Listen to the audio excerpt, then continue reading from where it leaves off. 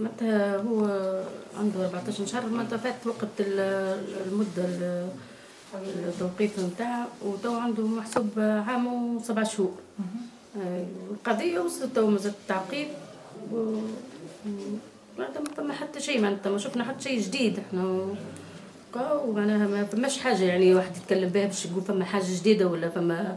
هم نستنوا، احنا نستنوا كهو ربي يفرج وكهو، معناتها فماش حاجة جديدة واحد يتكلم عليها. شكون الناس اللي تعاونت معاكم وتفاعلت مع القضية وجات زارتكم وساندتكم؟ سواء حقوقيين ولا ناس عاديين ولا أحزاب ولا شكون؟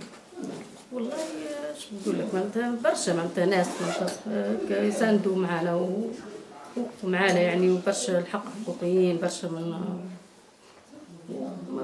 كهو، معناتها ما هناش حد معين يعني باش نقول لك معناها نعرفهم بالكثير. اما فما برشا حقوقيين جونا من تونس الحق وساهموا معنا وجروا معنا ومشوا لهم وكل شيء، وكهو ان شاء الله ربي يفرج وكهو. اليوم نشهد حضور وفد إعلامي ووفد حقوقي جاي باش يزوركم ويساندكم في القضية. شنو تنجم تقول للوفد هذا؟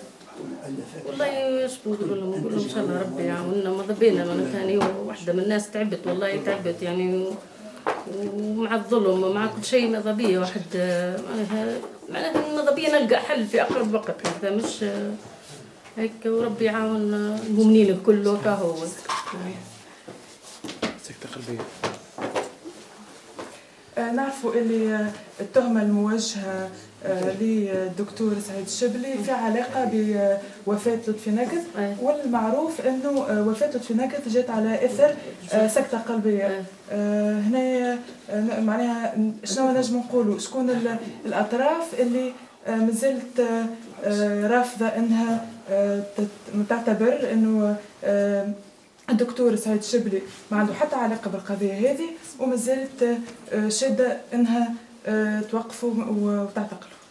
والله هم برشا، معناتها بالنسبة للمسيرة هذه مش شارك فيها كان سعيد الشبلي ولا شارك فيها جماعة هذوما اللي معاه، شاركين في برشا أحزاب معناتها بترخيص، معناتها كل معناها، ومش فيها معناها 8 من الناس بركة، معناتها 3000 وأكثر.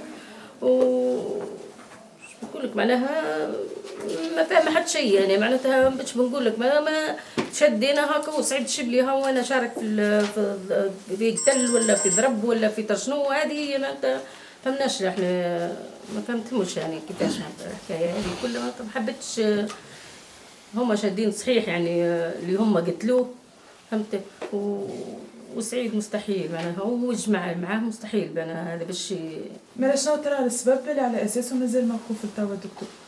والله ما نعرف، والله ما نجمش نعرف انا باش نقول لك.